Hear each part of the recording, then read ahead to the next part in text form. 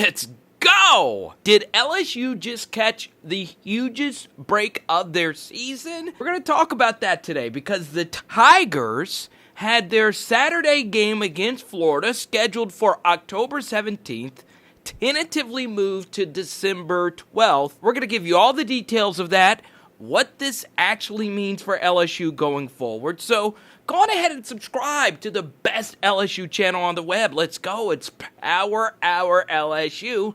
And you know, at the end of the video,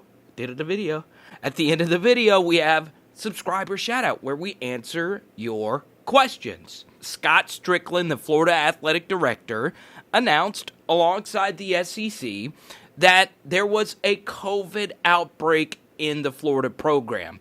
18 scholarship players, 21 players in total, and according to Strickland, they were under the amount of scholarship players that are needed to play an SEC game.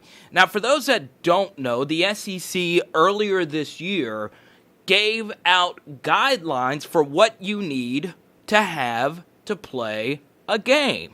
You need to have a play da-da.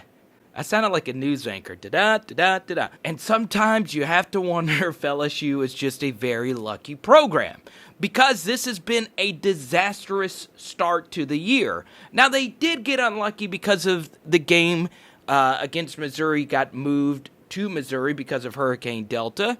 That is obviously a bad break, and that played a huge reason as to why LSU lost that game.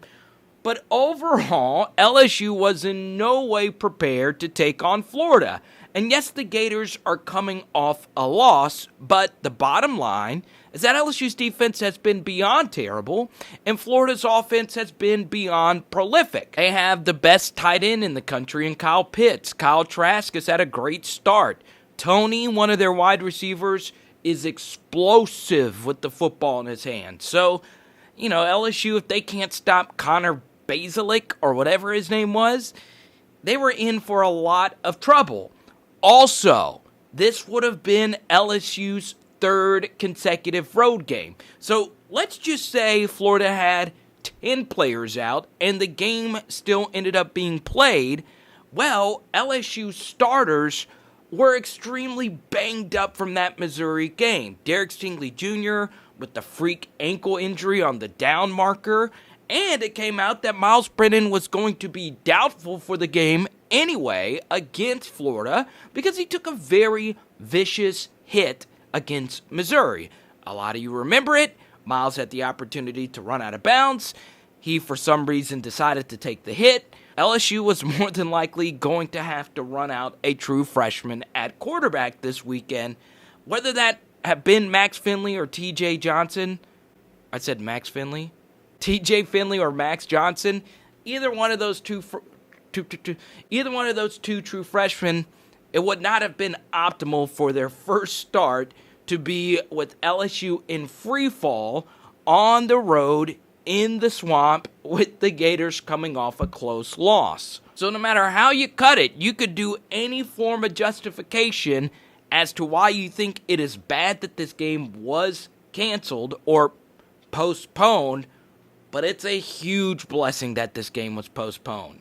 Number one, player safety. This is a virus.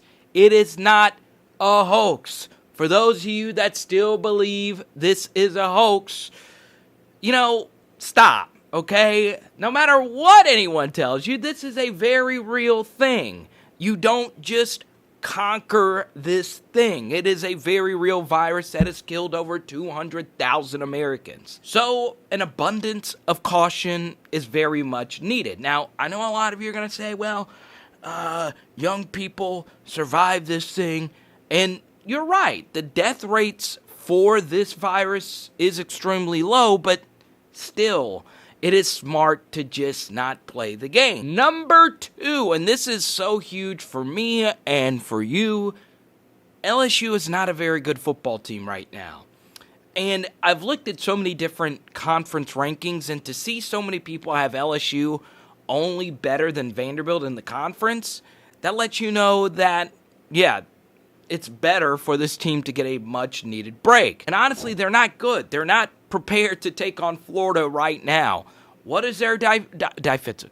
What is their defensive identity? Who are the best players to even put out there right now?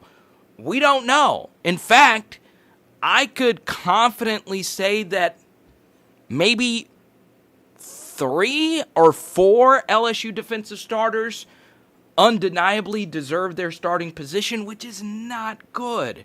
You should, through 3 games, know who your best defensive players are and what your best defensive sets are and schemes. We don't know any of that right now, and we were getting ready to play the best Florida offense since the Tebow years. That's not good. It is really difficult for college athletes to go back-to-back on the road.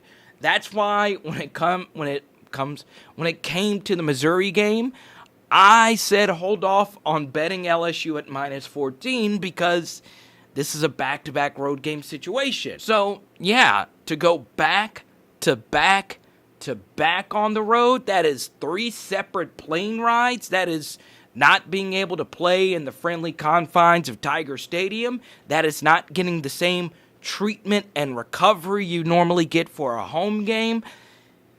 This is great news if you're an LSU fan, because while also being safe and doing the right thing, this is a huge break just from a football sense. And let's be honest, you may hate Dan Mullen, but going all the way back to the Mississippi State days, he's been a real problem for LSU. I mean, a huge problem.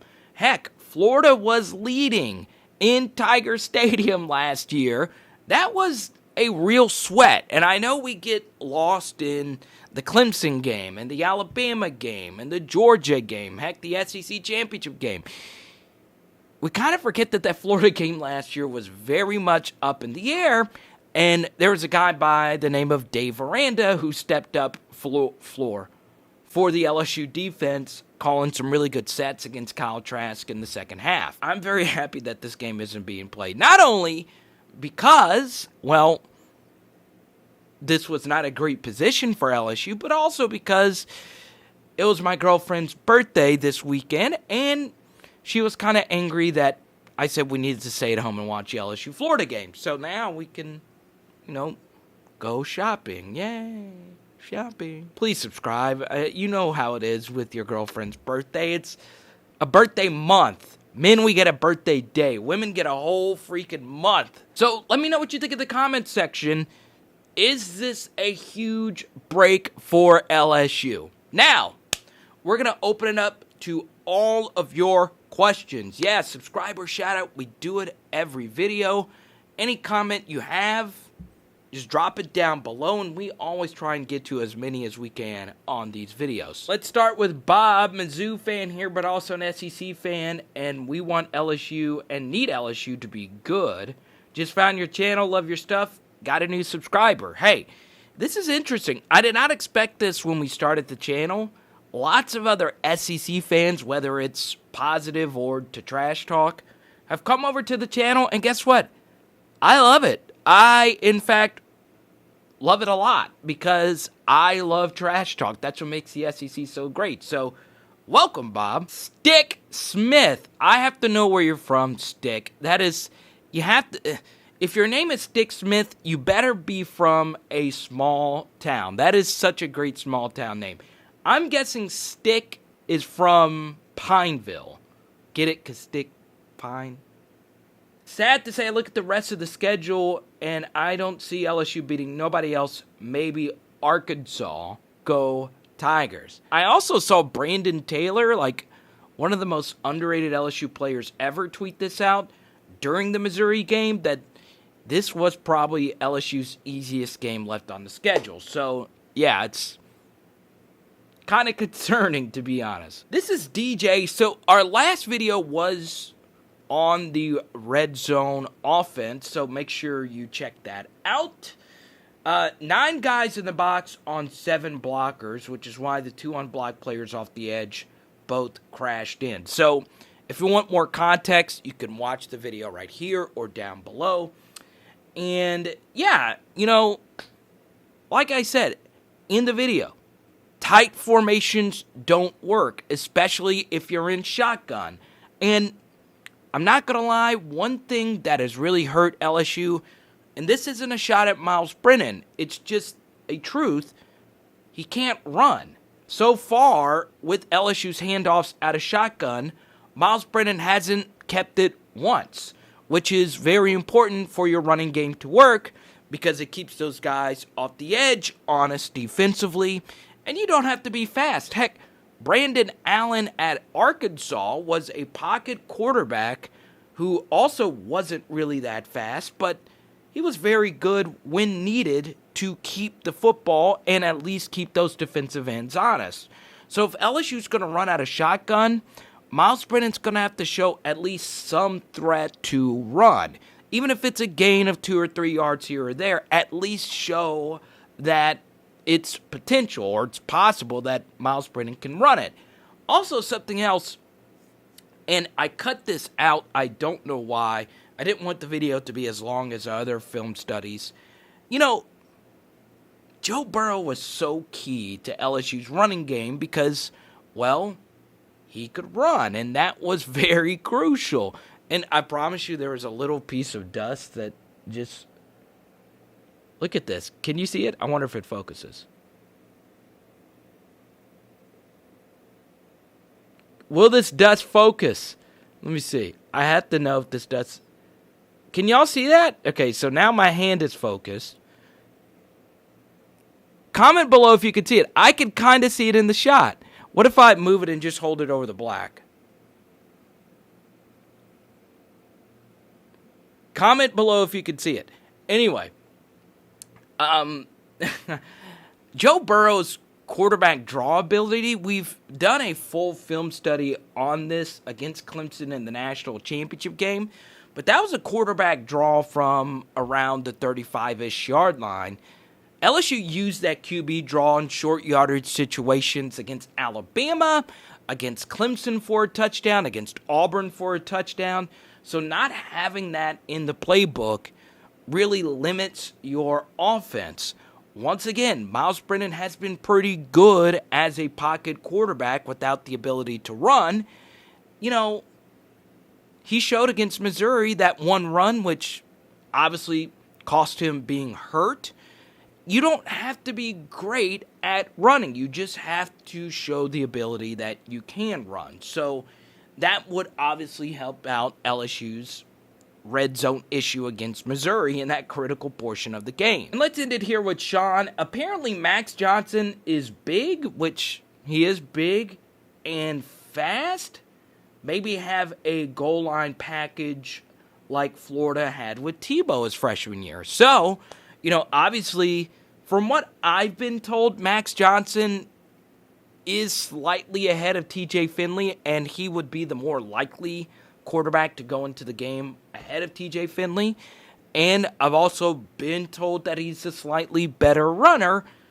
You know, based on both of their tape, it's kind of hard to really answer that. And it's kind of hard to really know if he is the better runner of the two. So, yeah, maybe that could be something. You know, the Taysom Hill Saints type of thing. I don't know. I don't know if that's something that LSU's even thought about. So, yeah, I'd be interested to hear what Ed Orgeron would say about that. But, you know, we'd only be able to see that if LSU decided to do that. So, that's interesting, Sean. I like that. This is what I want the channel to be, outside the box thinking. So, I appreciate your comment there, man. It's Hour LSU. Boom. Boom, boom, boom. Leftover pork chops. Ooh, I love choppy whoppies.